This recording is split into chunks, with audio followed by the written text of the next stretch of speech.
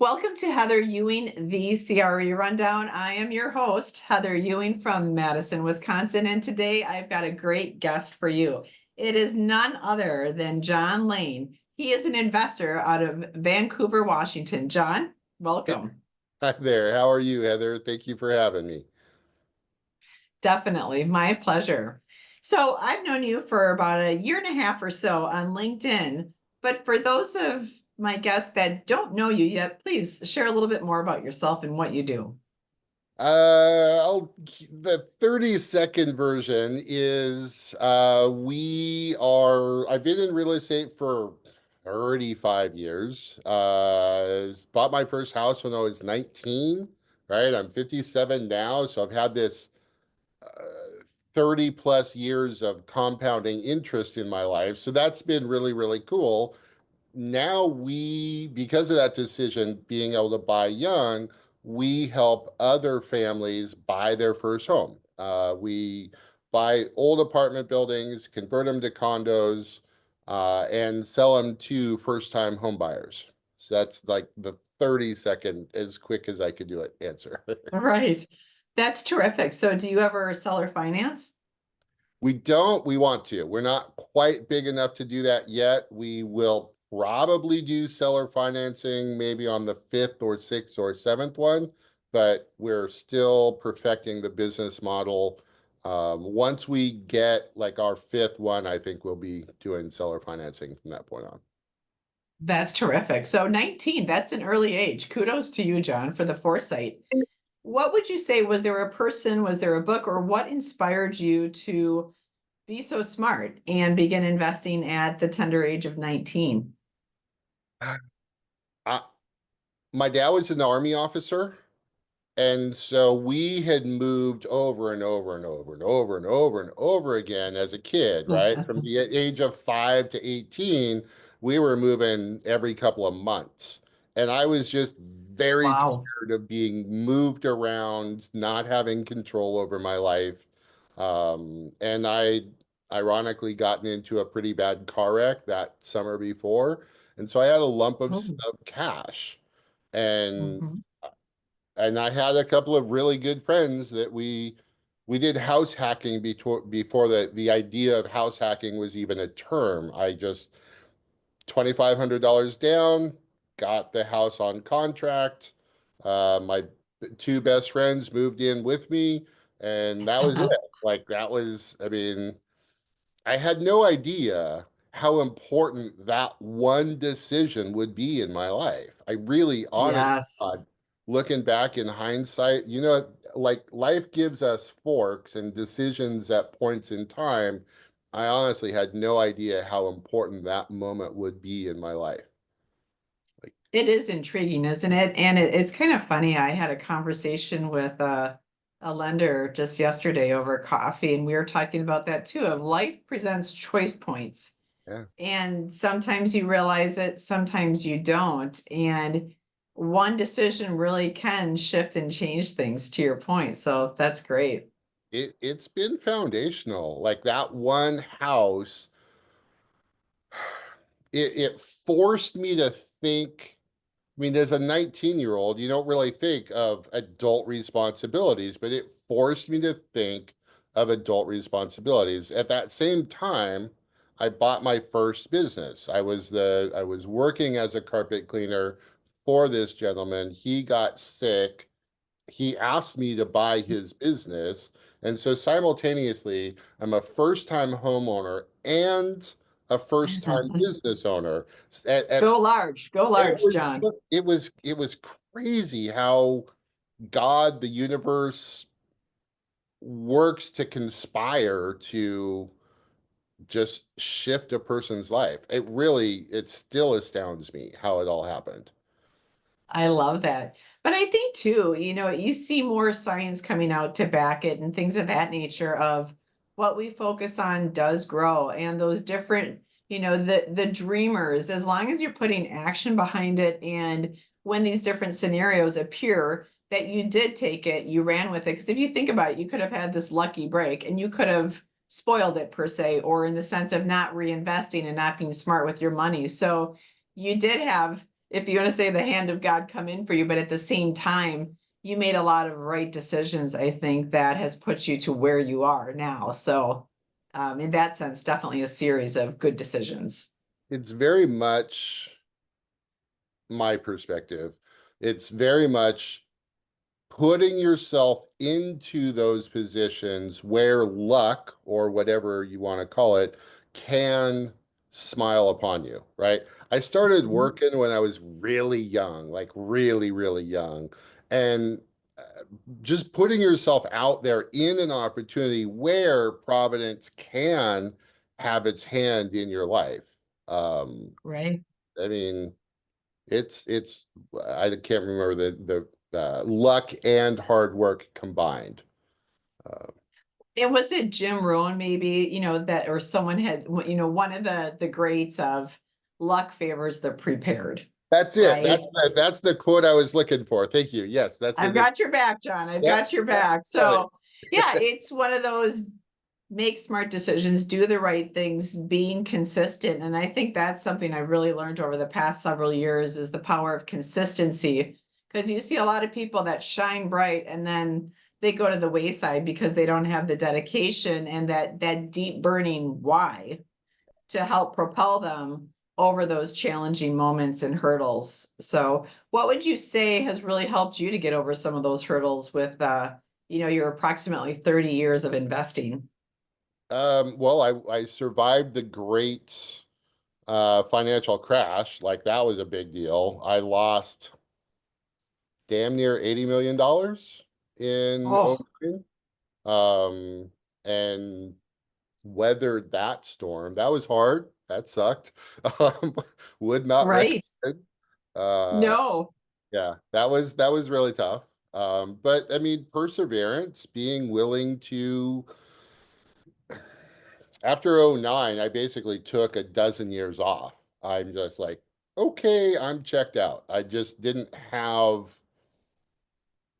the mental or emotional strength to Mhm. get back into the real estate world. I tried other businesses, but I didn't enjoy them. Um, Mhm. but it took a lot of perseverance. It took a lot of counseling. This is why I like Chris so much. I did Yes. counseling for almost 3 years to get my head and my heart to align again. Um, yeah. It's integral to your point. And with it being so many years in the past before meeting with Chris, are you able to identify one or two things that helped you to, if you want to say, continue on each day towards the goal? So I do a lot of hiking and backpacking. Um, Nice. that gets that that takes the focus off the mental frustration. Losing $77 million, right? There's a lot of crap in your head, right? And I'm sure. just like taking a walk, going climbing a mountain, just repetitively hiking, um, it got me out of my depression. That was able to lift a lot of the depression issues. And it started, I'd interact with people on the trail and I'd be friends and I did part of the PCT and I'd make some friends and they were all struggling financially. And here I was, mid 50s, relatively comfortable, relatively financially solvent.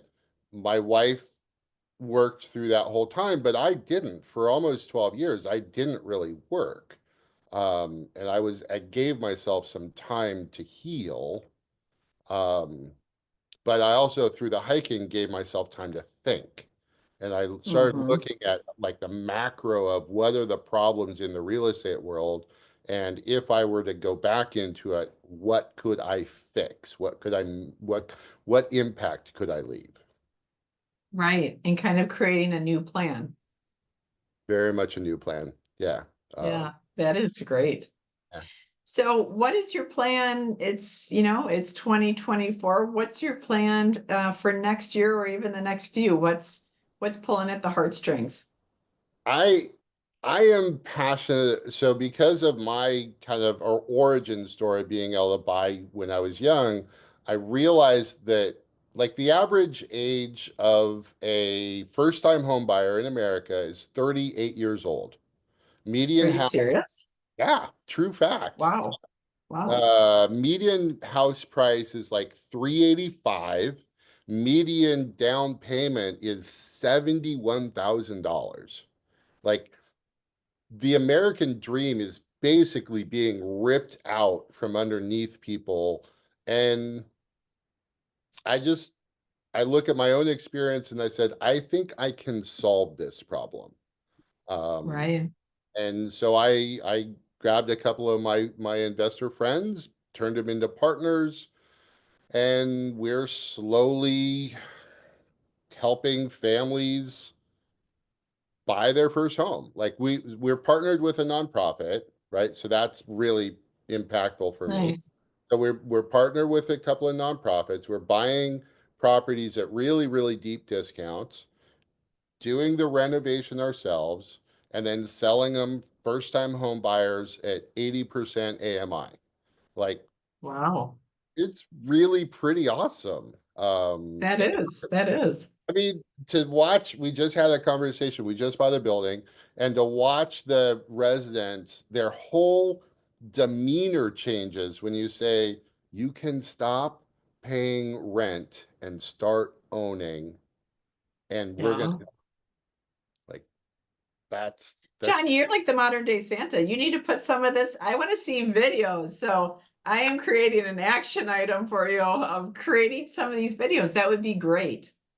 it That would was. be terrific. We did a pizza party. So every time we buy a building, we have a pizza party and we connect with our residents. We have, hey guys, they come downstairs and they're really timid and they're really like not sure. There's a notification there. We just bought your building, and every resident in the world is terrified of their new landlord. Right, Right. right. And The so, unknown, right? yeah, first 20 minutes, first half hour of the conversation, we're saying you're not being evicted and you're not getting a rent increase. You're not being evicted and you're not getting an increase. I mean, we said Right.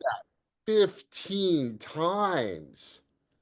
And then Yes. all of a sudden, there's this collective sigh of relief. Everybody's like, Right. oh. And then you get Well, down. you hear some wild stories with other people's experiences. So it's nice that you address that right up front because otherwise, you know that they're not going to be listening because there's going to be so many different ideas, concerns swarming in their head. So I love your approach, direct and also, put the fire out before it begins, right?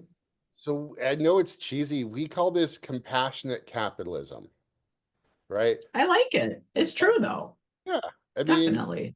there's both words are important, right? Hmm. Compassion first. Every conversation we have leads with compassion.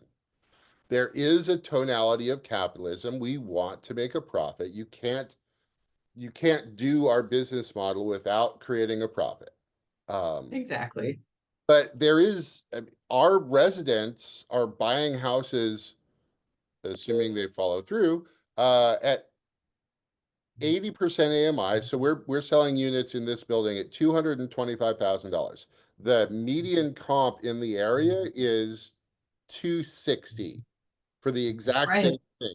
They're literally walking into $40,000 of equity, and we're working with either low income or modest means income people who would not normally have even that. I mean, $70,000 for down payment. Uh, Right. Right. yeah, and we're giving them the down payment.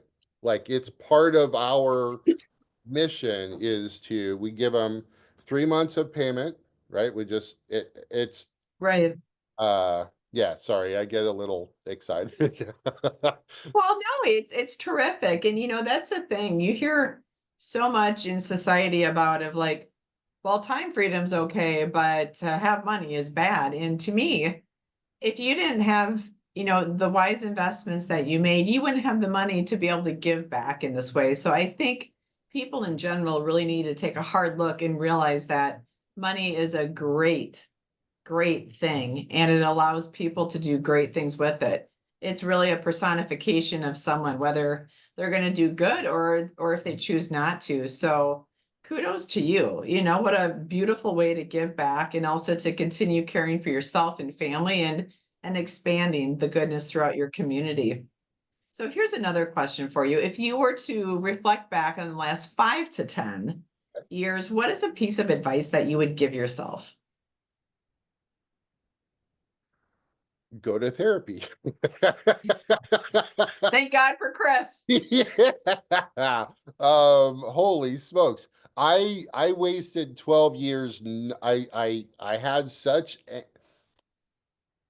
when you create wealth, a lot of people in America, and myself included, we equate net worth with self-worth, right? That's just how Mhm. we're wired as Americans, right? Net worth Right, equals self-worth. When my net worth crashed, my self-worth crashed.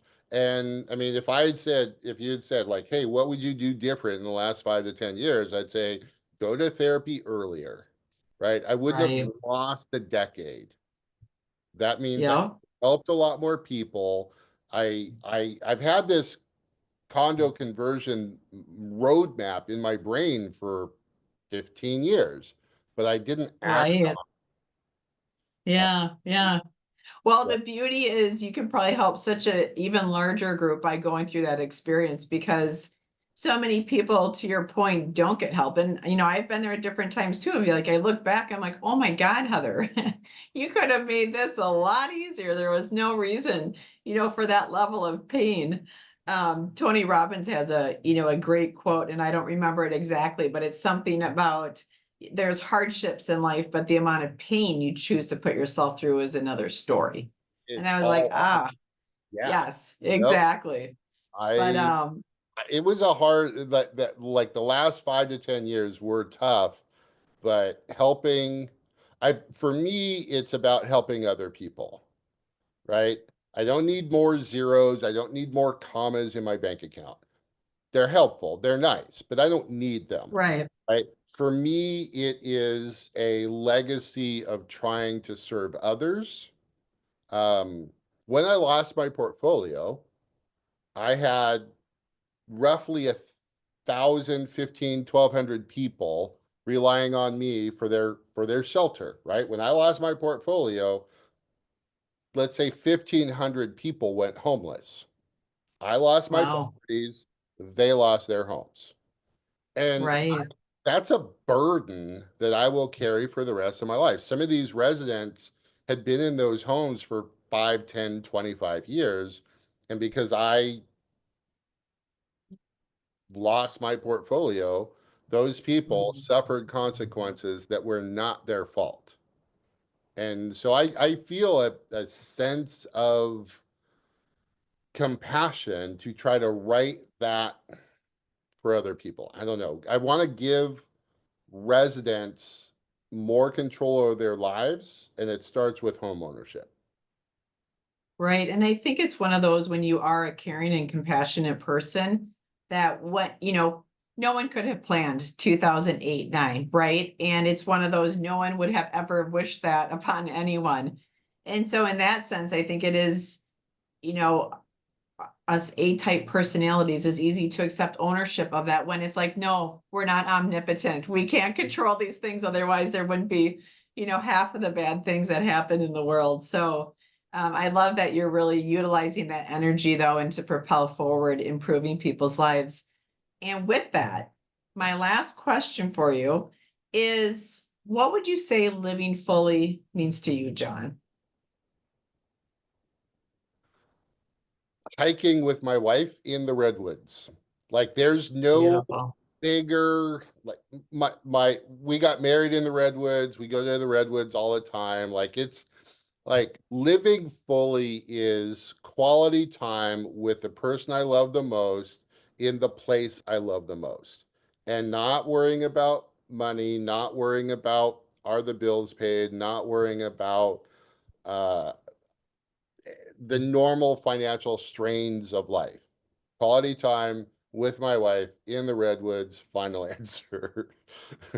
I love that. And that is perfectly said. So, With that, John, thank you so much for joining me. And before we end this podcast, share with my audience how can they reach you? What's the best method for that?